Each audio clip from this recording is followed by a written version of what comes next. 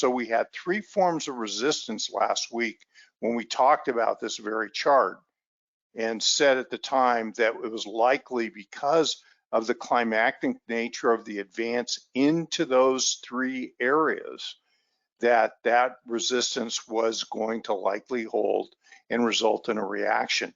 The other part of that reaction was, and we said this last week, is that the first decline in a reaction, especially off a local climax, and this is just a climax in this trend that started in June, that climax and reaction, we know the reaction is going to happen quickly, swiftly, volatilely, and probably if this is a backing up type structure across here, this will probably be the most violent reaction of them all of them if it's a backup.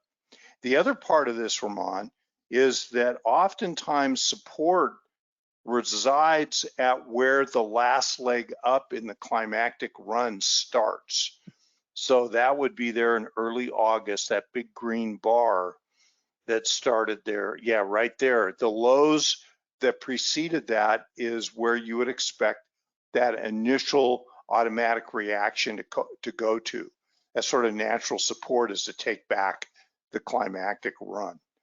And so now we're in a place. Now, I'm not saying this isn't a dangerous place, because it is, but this is the place where we want to see the market be able to stabilize more or less, especially if it's a backup. And a backup is the most bullish scenario we could hope for.